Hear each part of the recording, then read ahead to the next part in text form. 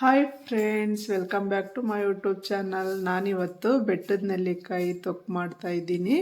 ಅದಕ್ಕೆ ಇಲ್ಲಿ ನಾನು ಒಂದು 10 ನೆಲ್ಲಿಕಾಯಿನ ತಗೊಂಡು ನೀಟಾಗಿ ತೊಳೆದು ಒಂದು ಬಟ್ಟೆಯಲ್ಲಿ ಒರೆಸಿಕೊಂಡಿದ್ದೀನಿ. ಮತ್ತು ಇಲ್ಲಿ ಒಂದೊಂದನ್ನೇ ತಗೊಂಡು ನೀಟಾಗಿ ತುರ್ಕೊತಾ ಇದ್ದೀನಿ. ನೋಡಿ, ಈ ರೀತಿ ನಾವು ನೀಟಾಗಿ ತುರ್ಕೊಂಡ್ರೆ ಬೇಗನೆ ಆಗುತ್ತೆ ಮಾಡೋದು.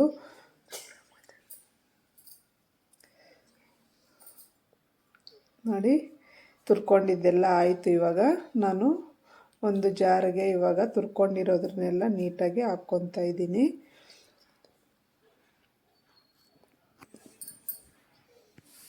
ಇದಕ್ಕೆ ನಾನು ಖಾರಕ್ಕೆ ಹಸಿಮೆಣ್ಸಿನ್ಕಾಯಿ ಹಾಕ್ಕೊತಾ ಇದ್ದೀನಿ.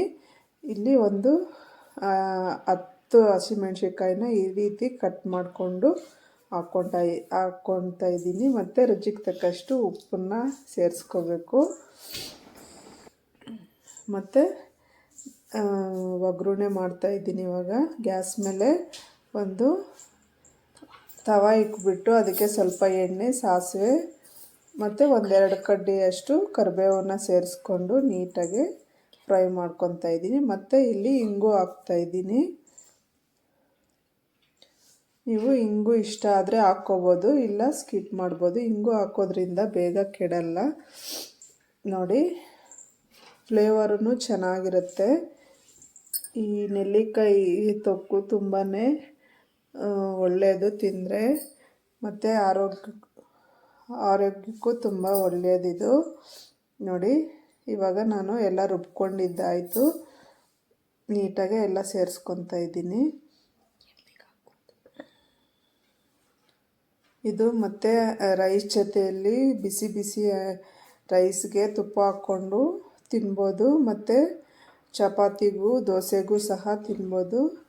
ಮತ್ತು ನಾನು ಲಾಸ್ಟಲ್ಲಿ ಮೆಂತ್ಯನ ಪುಡಿ ಮಾಡಿ ಇಟ್ಕೊಂಡಿದ್ದೆ, ನೀಟಾಗಿ ಹುರಿದ್ಬಿಟ್ಟು ಆ ಪುಡಿನ ಹಾಕ್ಕೊತಾ ಇದ್ದೀನಿ. ಇಷ್ಟೇ ಇದಕ್ಕೆ ಹಾಕೋದು ನಾವು. ನೋಡಿ ಎಷ್ಟು ಚೆನ್ನಾಗಿ ಬಂದಿದೆ. ತುಂಬಾ ಈಸಿ, ತಿನ್ನಲಿಕ್ಕೂ ತುಂಬಾ ಚೆನ್ನಾಗಿರುತ್ತೆ ಇದು. ನಾವು ಹುಣಸೆ ತೊಕ್ಕು ಮಾಡ್ತೀವಲ್ಲ, ಅದೇ ರೀತಿ ಇದೂ ತುಂಬ ಚೆನ್ನಾಗಿರುತ್ತೆ. ನಾವು ಫ್ರಿಜ್ಜಲ್ಲಿ ಇಟ್ಕೊಂಡು ತಿಂದರೆ ಒಂದು 3 ತಿಂಗಳವರೆಗೂ ಇರುತ್ತೆ.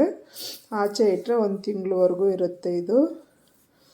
ನೋಡಿ, ರೆಡಿ ಆಯಿತು. ಇವಾಗ ಒಂದು ಗಾಜಿನ ಬೌಲಲ್ಲಿ ಆಗ್ಬೋದು, ಮತ್ತು ಗಾಜಿನ ಬಾಟ್ಲು ಇಲ್ಲ ಪ್ಲಾಸ್ಟಿಕ್ ಡಬ್ಬಲ್ಲಾದರೂ ಹಾಕ್ಕೋಬೋದು. ನೋಡಿ, ಇವಾಗ ರೆಡಿ ಆಯಿತು. Thank you friends.